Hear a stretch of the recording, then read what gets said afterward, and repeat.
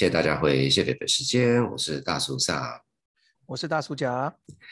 我们这一次呢，我觉得又是一位很厉害的讲者，是我一个我必须承认是我的大学同学，他叫做 Chris Tomlinson。然后呢，他就是一个很厉害的人。纽约时报的这个最佳作者，他有2本书都是跑到纽约时报的这个 bestseller 的名单上，那个还不够厉害，我应该是厉害的，然后还有其他的，当然他现在已经回美国，然后是一个一个蛮重要报纸的一个他有他的专栏。那可是我们今天主要是请他讨论这个战地记者的经验。他在这个回美国之前呢，他在30几个国家，然后主要在非洲那一边，然后他有一阵子是 Associated Press AP 的这个肯亚 Nairobi 的东非洲区 Bureau Chief。Anyway， 就是不好意思，我这个讲一个很快的，就是很早以前我是跟他聊到，他就讲到说。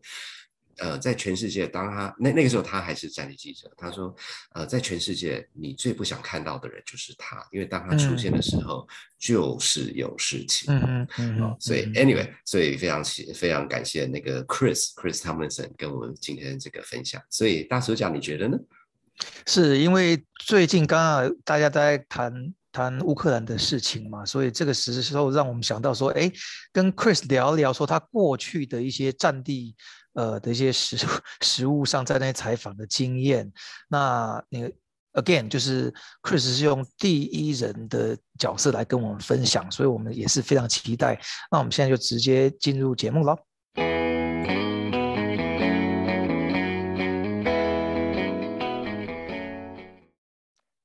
Hello, welcome back. Today we're very, very happy to have Chris Tomlinson with us again. And he literally will be sharing with us some of his war stories and his stories on war and how he covers war as a journalist. So with that, please say hi to our audience, Chris. Hey, everybody. Wonderful. As usual, I will have Uncle Sang ask the first question. Hey Chris, it's good to have you on the show. So a little bit context. I mean, there's war stories every day, and the more recent one, obviously getting a lot of coverage. At least for me, based in Taiwan, BBC, CNN, etc., is the war in Ukraine, and so it kind of got me thinking.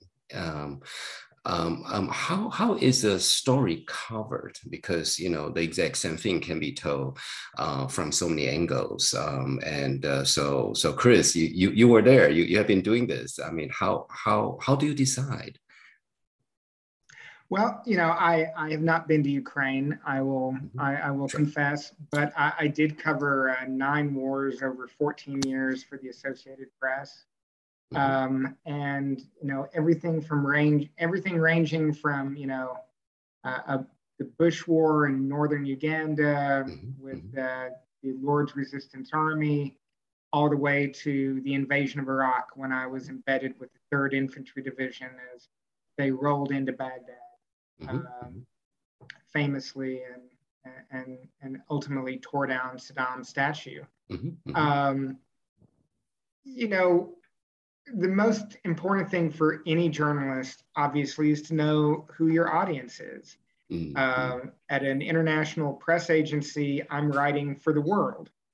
I'm not writing for Iraqis. I'm not writing for Americans. I'm not writing for the Germans, or the Russians. I'm writing the story for a broad global audience.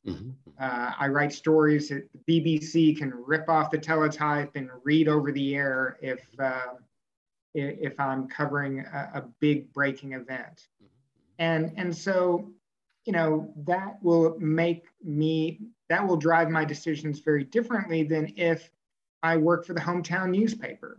If I'm working for the Kyiv Times and I'm trying to explain the war to my neighbors in a way that they find the information useful. So, And yeah, so that makes a big impact on what stories we decide to cover, where we would deploy journalists, and what kind of risks we're willing to take. You know, I was the East Africa bureau chief for the AP. I covered 14 countries, 200 journalists, and had 3 active wars going on while I was there. So yeah, these are the kind of decisions I would have to make, and it would, as I said, it would really depend on, you know, what I'm trying to accomplish. Right. Well, you know, if I may sort of push you a little bit more, I think several things, right? Yeah, one is based on your, you know, because granted you're writing for the world, but the world in the context of AP, for example, I assuming it's much more of a quote unquote Western audience, and you know, and how does picture get involved in this? You know, I mean, big explosion gets a lot of attentions, right? You know, so yeah. the how and then sorry, and then one other thing, which is, you know, the famous film with Dustin Hoffman, you know, Wag the Dog. And so it's like that's all these things I'm thinking about. It's like, yeah, but like, you know, Chris, I trust you, but how do I trust them? Okay, well, I mean, yeah, these are good points. I mean, you know, and frankly, it depends on who's involved in the war. You know, when I was living in Rwanda and covering the war in Burundi or the war in Congo, I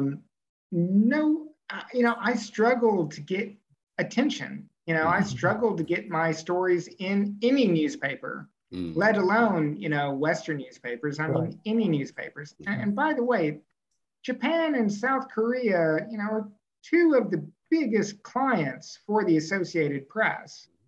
They spent a lot of money buying our stuff. Really? Okay.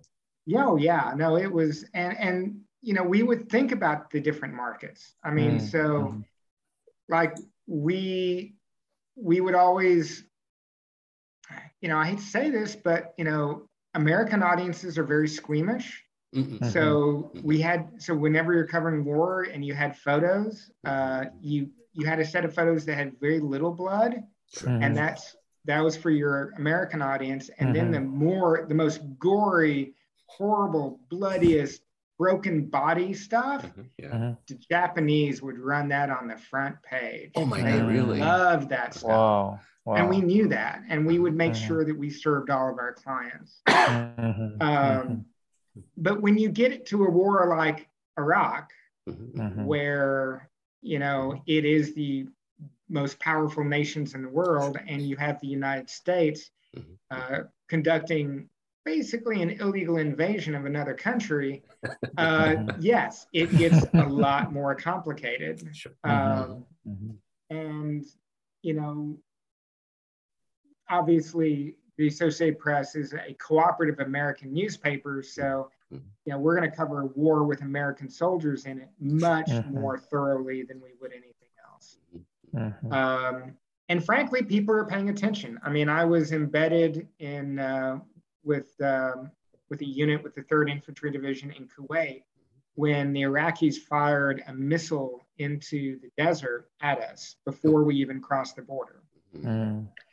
And of course, I'm embedded with the troops. I've been embedded for 2 days. We're still 2 days away from crossing into Iraq. And this missile's coming, so we get in the chemical suits, we get our masks on. I call in, I was like, yeah, I just saw the missile go overhead, fell about 15 miles from us, got the impact here, the coordinates. They're obviously, you know, the Iraqis are shooting at us. And when the Middle Eastern Bureau tried to file that news alert, it got stopped by our bureau in Washington. Because? And the bureau in Washington said, no, you're not going to report this until after we've checked it out with the Pentagon. Oh, so they needed a confirmation? They wanted some kind of censorship or something. Well, it was a self-censorship. They were like, okay, Tomlinson says he saw a missile, but, you know, we need confirmation from the Pentagon that there was a missile. And we're only talking about like a 5-minute, maybe 10-minute delay. But it was still, it was that moment that I realized I'm not covering a bush war anymore. You know, there's all kinds of politics going on here that go beyond just what I see on the front lines. You'll be interested to know that there was a big fight. This triggered a massive argument within the AP, and it never happened again. But yeah. What is the big fight about? Well, you know, you have the international editor who says, we're not going to run every reporter's eyewitness account by the Pentagon. Thank you very much. I see. And then you have the DC bureau, the Washington bureau, who's very close to the administration, of course, saying, we can't just report willy-nilly every crazy thing that some reporter sees because it may not be what he thinks it is. Okay, fair. But it used to be like that, no? Yeah, and so there was, so both the Washington editor and the international editor went to the executive editor and they yelled at each other for a couple of hours, and we decided that, you know, we were going to trust our reporters. Okay. Good to hear that.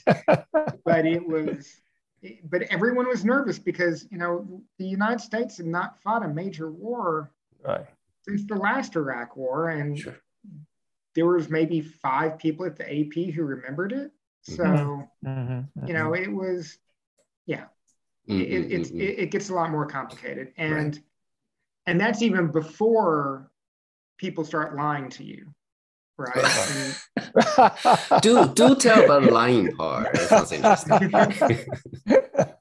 Well, I mean, any journalist will tell you, everybody lies. Everybody lies. What? When I say I'm handsome, I'm telling nothing but the truth. But anyway, sorry. Continue, please. No, the generals lie. The eyewitnesses lie. The politicians lie. Well, not a surprise there. You know, and the you know, and every commander wants you with them when they're winning, and they all want to kick you out when they start losing. Right. And it's so in that way, it is you're kind of constantly. Being a journalist is about being constantly on guard for manipulation, because your first assumption when someone tries to give you information is, why is this person trying to manipulate me? Right. Now, you mentioned that you're embedded with the U.S. troops. Give us, if you can, give us some stories about how, you know, the soldiers or the power that be that you're embedded with, were they trying to manipulate you? You know, the young soldiers know. You know, I mean, listen,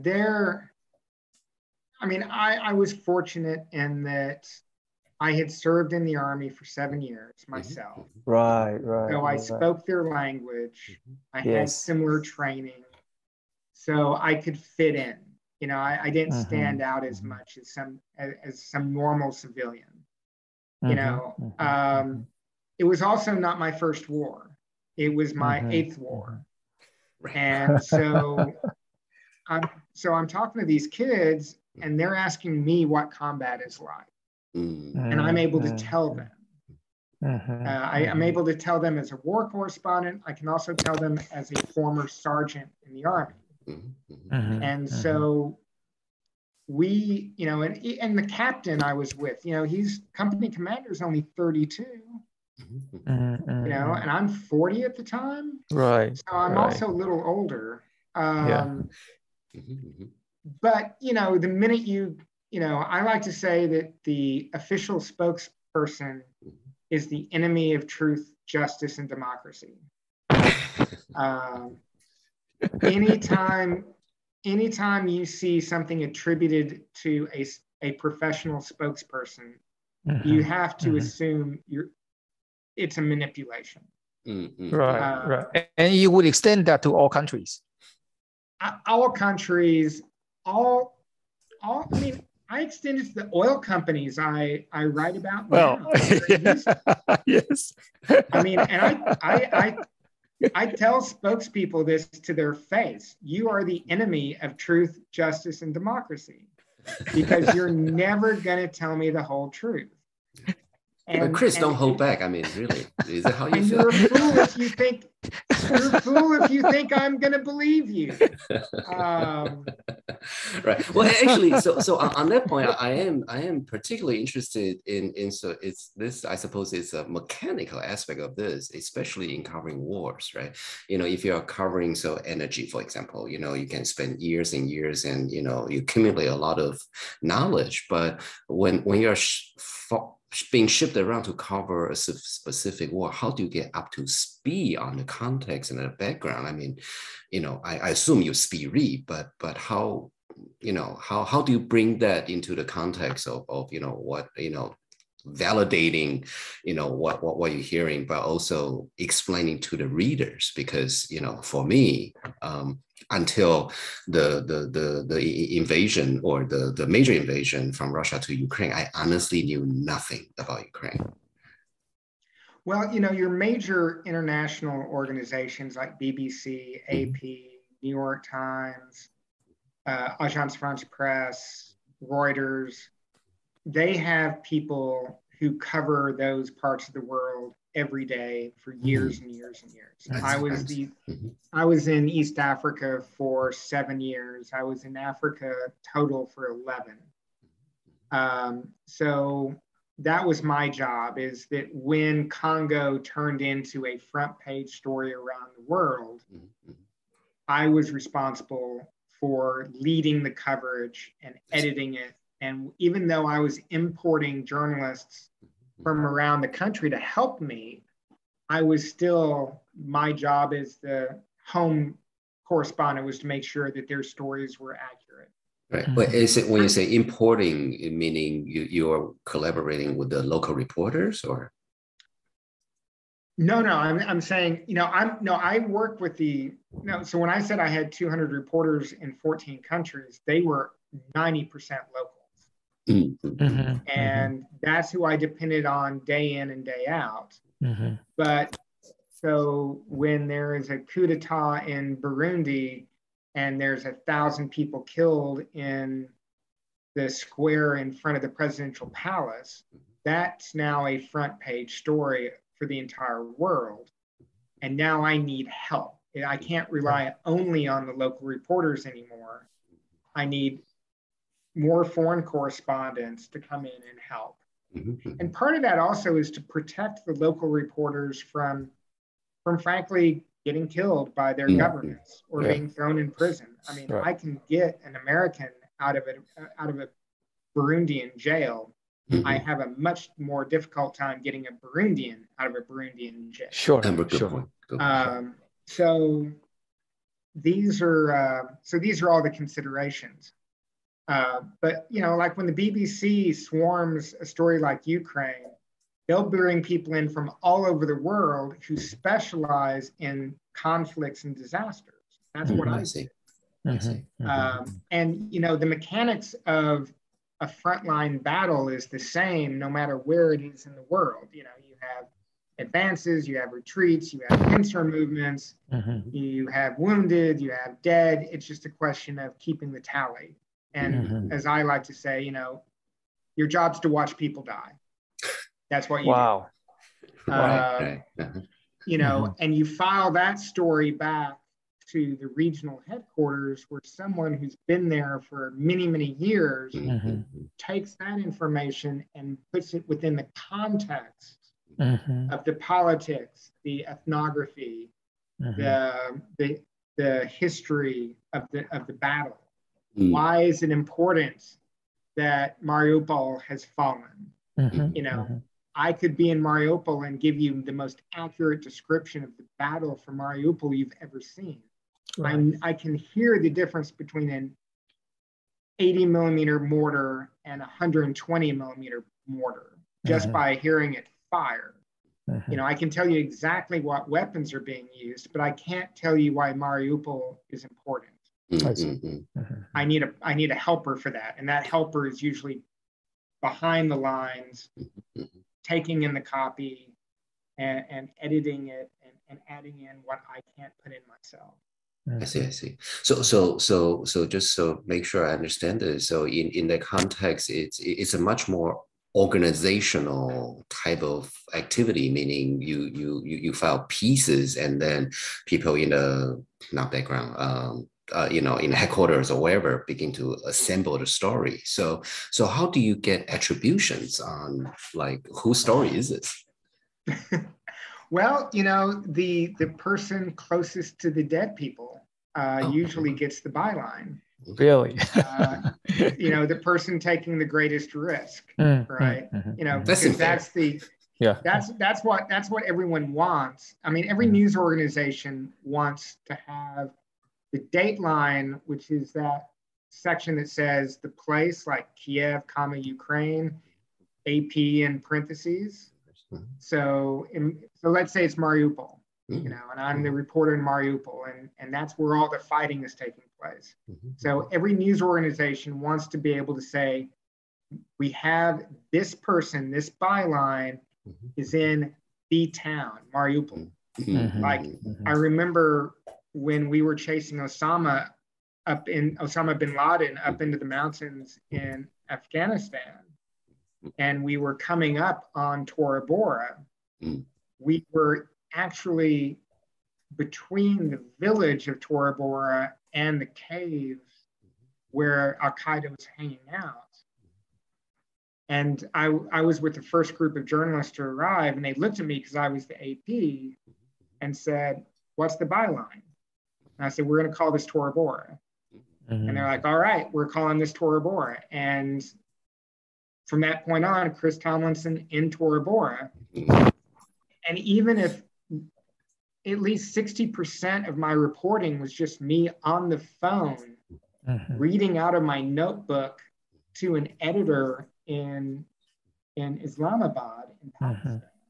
You know, the editor on the other end is taking my copy, typing it into the computer. And, you know, maybe the reporter in Kabul has a little something to add, and, you know, a reporter in Jalalabad's got a little something to add.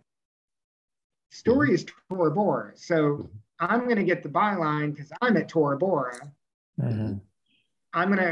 The first 3 paragraphs are mine. Then they put in some Kabul. Then they put in some Jalalabad. And then at the bottom of the story, they'll say, reporters in Kabul and Jalalabad contributed to this story. I remember this. Right.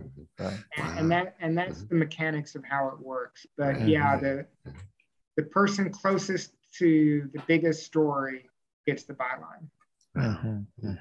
Right. Well, you know, if I may, I'd like to sort of turn the question around to you, or sort of what you have seen as a journalist, right? You know, I have read, you know, if you cover enough wars, it's pretty likely that you get PTSD. So how do you deal with that type? Because, you know, you see killing and human cruelty on a regular basis if you are covering those type of events. Yeah, you get PTSD, and I got PTSD, and I went and got treated for it, and I've learned coping mechanisms, and I use those coping mechanisms every day for the rest of my life. You know, I'm lucky in that I have relatively mild PTSD, and I think that is because I got treatment early. I also knew what it was before I became a war correspondent. And so I never had any sense of, I knew about it from being a soldier. So I didn't have there was no stigma to the symptoms when I started experiencing them. I just knew I needed to get treated. And ultimately, it's why I don't do this anymore. I was reaching a point in 2007 when I wasn't able to cope anymore. And frankly, I sent one of my reporters off on an assignment and he was killed on it. Oh my God. And I was responsible for putting him on that assignment. So, yeah, I mean, I try to explain it as, you know, sorrow builds up in your body like a heavy metal. You know, you can absorb it, but it's really hard to let it go. And there comes a point that you just have to stop. There's only so much you can take in. Right. And organizationally, has it become more common that people try to identify PTSD and try to deal with it, not until like it blows up? I wonder. You know, absolutely. I mean, when I started in the 1990s, you know, my first experience covering violence and extreme fighting, I don't call it a war, I don't count it as one of my 9 wars, but was the end of apartheid in South Africa. Oh, yes, I remember that. I was in the townships. And there was a lot of fighting and a lot of killing going on. And it was just a free-for-all, you know. You know, the AP would take any report, any photograph from anybody who had something good, and they didn't care where you came from before, and they didn't care about what happened to you after. Oh, God. But they would do that transaction. They would buy your story, they would buy your photograph or buy your videotape, and then kind of dump you off on the street, and that would be the end of it. And then some friends of mine who were working like that, kind of as freelancers and stringers, they were killed working on assignment. And we were trying to figure out how to get their bodies out. And, you know, there were news organizations that said, we're not responsible. And we're like, well, you were taking their stuff. Right. And now that they're dead, you don't want to help. You don't even help get their body back to their families.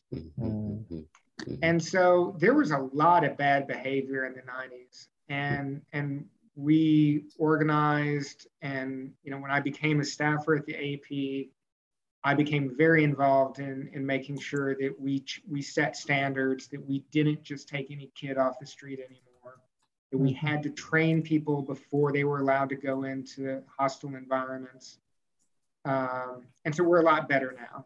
And yes, one of the things I always worried about with my people was checking them as they came out and making sure that they weren't toast. And if they were beginning to get frazzled around the edges, I'd take them out of the game for a while and get them some help. But this is actually. Sorry, just a quick follow-up question. So you know, for reporters who are being sent into harm's way, it's at least the first time. Is there generally some training? It's like, okay, this is what you expect, and you know, what is the training about? Reputable news organizations now insist that you take what they call a hazardous environment training. HET. And you can sign up for these courses. They're all taught by like former British Special Forces guys, and, you know, and it's like a 10-day course, and you learn first aid, you learn weapons, you learn how to move under fire, you experience a kidnapping, they abduct you and put you through an interrogation, and they run you through all, you know, you learn about poisonous snakes. I mean, just the whole, anything that could kill you out on covering a war or a natural disaster, they try to prepare you for. And so, yeah, everyone goes through that training now before their first assignment. And then you try to ramp people up. You don't send them on the most extreme assignment the first time out. You send them to something easier, right? You know, you let them hear the artillery 5 miles away before the artillery is landing on their house. Yes. It's ease them into the situation. You know, start out with something that they can handle first. Earn your badges. That's right. And there are people, you know, and here's the thing. In my experience, the people who handle chaos, who don't mind chaos in their lives, are the best at this. It's the people who need order and need everything to kind of be organized and predictable. They break. Usually the first whistle of a bullet over their head, and they're like, oh shit, this could kill me. Right. And they're like packing their bags and heading out. And I'm like, more power to you. You are a healthy human being. You're behaving rationally. Get out of here. Live your life. But the rest of us who just love the chaos, who love the storm, it becomes a way of life. And it's one that will destroy you if you do it for too long. Great. Well, we'll come to the end of our show here, but thank you very much for that final piece of advice to any young aspiring journalist or war correspondents out there. So take heed. Thank you very much. We hope to bring you back again. Take care. Bye-bye, everybody. Thank you. Bye-bye.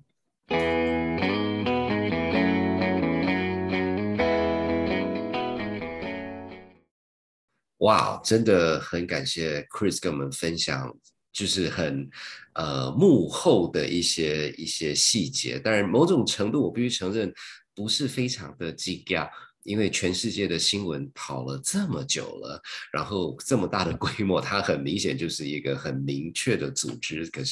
可是还是觉得太有趣了，就是光是第一个点，就是说这个新闻的选择，它本身其实是有很明确的这个商务的考量，因为你花这么多资源去做这么多的报道，可是如果你的读者没有兴趣的话，那个组织撑不下去的。哎，说到这个，那谢伯伯时间怎么撑下去的？我们都讨论一些只有我们觉得有兴趣的东西。我们用爱发电。很明显的大叔有 day job。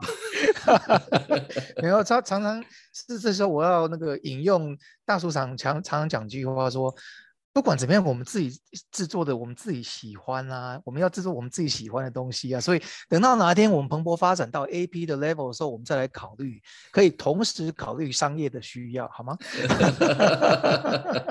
这个时候呢，就要讲说，我们是很欢迎商业 sponsor 的。哦，对，我绝对 OK 的，绝对 OK 的。我们配合度超高的。是。不过我想就是说，还是那句话，真的很感谢 Chris 跟我们分享他的因为说实话，就是这个我当然是一个很浪漫的想法，就是战地记者就是像大家对西方史比较熟悉，可能是海明威那个时候他不是就是什么西班牙内战的时候怎么样，然后后来写书啊，得诺贝尔奖，就我想到在一起是这样说，可是听起来没有嘛，他就是跟着阿兵哥进去，然后就是那个记录下来，然后就把一些资料传到那个编辑室，然后编辑室再去写等等，但是他整个 operation， 然后当然还有他的各种的各方面的专家，这是一个组织战，而不是就是出张嘴而已。就还是那句话，海明威只有一个，战地记者还是蛮多的。然后我觉得他的这个让我感觉就是说，Chris 这样分享以后，其实也不意外，但就觉得说，原来他真的是一个组织战，而且他在这个新闻要能够上去的时候，他第一时间除了新闻本身，还要有一堆人、一些专家能够在很快的时间内能够组织一个想法，然后给他一些所谓的 texture 跟 context， 有让乐听人能够很快的时间进入到那个状况，说这件事情它的重要性是什么，然后它牵连的整个区域的可能的议题又是什么。我觉得这个其实因为我们平常也在看 CNN BBC 也好，就是说我们当然就是被他引导进去这个状况，所以他们制作现在就有个对他们流程比较有一个清楚的了解，当然也不意外了，这个大家都是非常非常专业人士，所以他这么一讲，我就点醒了我们一些想法。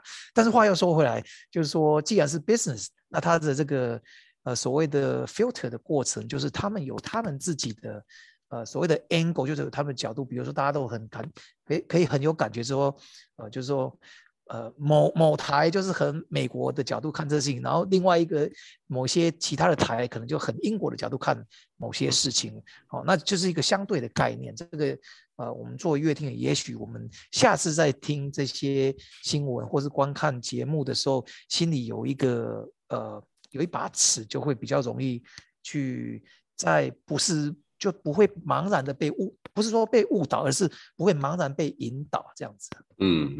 是啊，而且就是说，还是回到新闻，大家不要说大家我了哈，就是比较教条性，就是说不会就言论自由反正就是怎么样。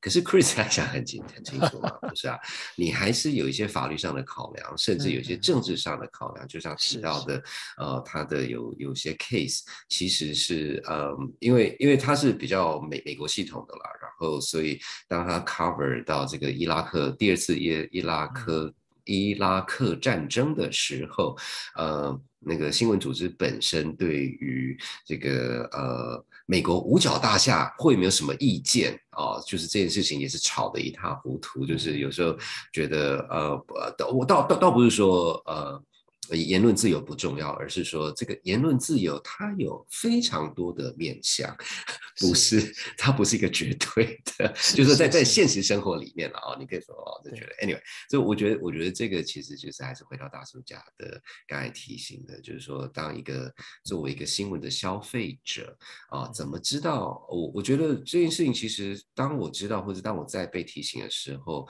我是很蛮感谢 Chris 的，因为这样的话我才能够做一个真正好的消费者。我觉得这一点倒是应该是希望大家的所有听众能够互勉之这样子。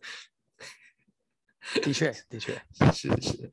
那我想还有另外一个点，那这个是Chris 有分享，那就是所谓的 PTSD 什么中文叫什么战地症候群之类的，对，就是创伤症候群。对，就是当你碰到一般是战场，可是带有其他的啦就是有一些很 traumatic 就很激烈，而且是很负面的东西的时候，就会有一些心理上的受伤。然后这些东西，举个例子，这个不是 Chris 的例子，我之前读到一个也是另外一位战地记者，他说他那个时候已经退役下来，就是他是回到他家里那边，然后走路，他就跟他家人在街上走路，然后刚好有一台车子的引擎发出了就是那个 backfire， 就是嘣的一声这样子，偶尔都会听到，然后他很直接的就趴在地上，因为就是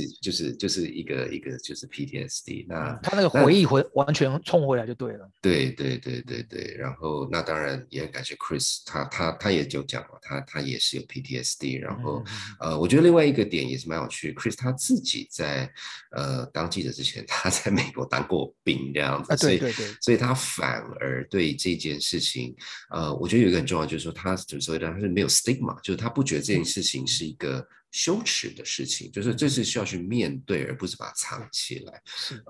那我想，当然啦，就是说，我应该是这辈子不可能去当战地记者了哈。那我觉得这也是好事。不过话又说回来，就是说，愿意去当战地记者的人，一方面当然是很佩服，一方面他们做一些很重要的事情，不过他们为了去做这件事情，付出的代价也是非常的高的。是，所以我觉得 Chris 特别有提出一个点嘛，就是说对自己生活需要有强烈的这种架构感，就是每天一定9点就是要喝 Starbucks 咖啡，10点一定是要能够上网，这些人可能就在 generally 可能就是比较不适在战地记，因为那个地方是没有既定行程，你知道吗？随时会改变，所以这个当然他这就是说一般来讲，但是他自己的观察了。这个我讲就是说，如果有年轻朋友们想要往这方面发展的话，自己要对自己的人格能够有很清楚的了解跟掌握，免得这个不要说误入歧途，就是投错行。不过他们也说了，像现在慢慢的就是说这个行业跟这个职业本身，他们也尽量做到让新进的员工或是同事能够先从比较不那么可怕的状态，不会一下就把你丢到实际的战地，可能就是对对对，就先有见习，慢慢进入这个状态，然后让大家有一个感觉，才能做最忠实最好的决定。这个我想这个行业就是 journalist 这个行业自己在学习，那很明显的就过去这10几20年是有长足的进步。对，所以还是那句话，非常感谢 Chris 跟我们分享这种第一手的经验，然后也提醒大家，如果大家对 Chris 或是对这个战地记者有什么问题还是怎么样，那也欢迎大家上我们的脸书粉专跟我们做一些互动。那还是那句话，我跟 Chris 很熟，所以如果有什么问题，我们可以请他来回来或是回答这样子。那今天节目就到这边，然后我们下个礼拜非常高兴跟大家报告，我们终于可以讲一个非常甜美的话题，是真的是甜美话题，因为我们邀请了一个另外一个好朋友，他是一位甜点师，是一个台湾现在一个非常非常非常有名的这个餐厅的甜点师，我们就讨论说这个甜点到底是什么事情那我这边稍微泄题一下，你体力要好，那个搬东西很重，那个是好，那我们今天节目就先到这边，谢谢，拜拜，拜拜。谢谢大家收听本集的谢伯伯时间。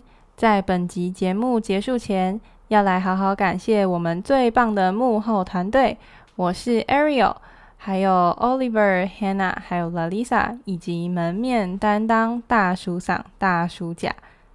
如果你喜欢我们的节目，别忘了按下订阅和5颗星的评论哦。另外也祝大家在疫情期间都能平安健康，那我们就下集见，拜拜。